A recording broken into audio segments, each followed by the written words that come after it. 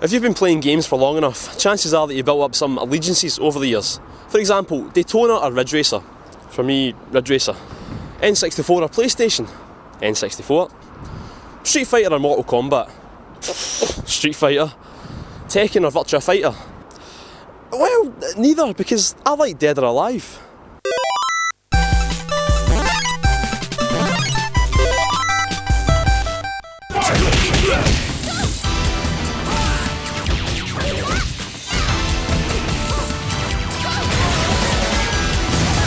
Dead or Alive 5 is the latest game in my favourite 3D fighting series.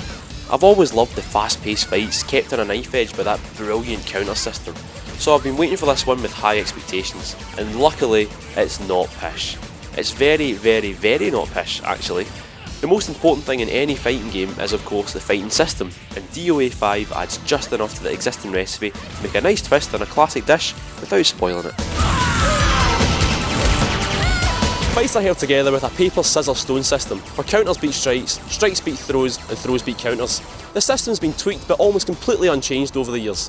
On top of that, you also get to stun your opponents and, if you're on your last legs, do the kinda dirty sounding power blow. Power blowing somebody, mind out the gutter now, unleashes a massive, impressive, explosive combo that knocks them into the scenery, changing the stage and keeping the fight exciting and dynamic. It's the perfect evolution of Dead or Alive's ethos of using your environment to keep the fight moving forward. Fighting game purists might not like the idea of using such powerful showboating moves, but by only letting power blows be used as a comeback mechanic, it stops the game from becoming unbalanced. So the fights are good, but what comes in the Dead or Alive 5 package to stage those wonderful fights? Well, you get the standard modes such as Arcade, Versus, Time Attack, and the firm favourite Survival, where you have to fight an onslaught of opponents one after one. You can fight in solo matches or team up for tag team matches, which Dead or Alive has always done well since DOA 2 back in the Dreamcast.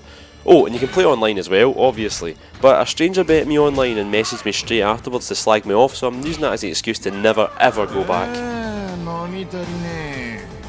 On top of all that, Story Mode is the new go-to option for single players.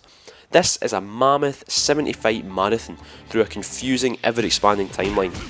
To be honest, Story Mode is nice and all, but it makes zero sense, and I wish it would stick with the same character for longer. It's brilliantly ludicrous though, kicking off with a scene from Metal Gear Solid 4 before taking in corporate intrigue, ninjas, New York street brawls, and a fat wrestler with a fantastic mask. It's brilliant, barmy fun if you play through it with the right mindset. Oh, and playing through Story Mode unlocks some characters from Virtua Fighter, who I can tell play authentically because I'm still utter pish with Akira.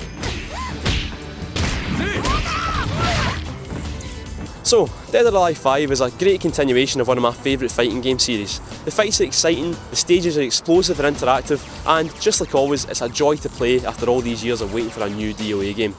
It might not be up there with Tekken or Virtua Fighter for the fighting game hardcore, but for folk like me, it's perfect. I would thoroughly recommend it to folk that are just looking to play a good fun fighting game with their pals over and over again. Oh, aye, and there's tits in it.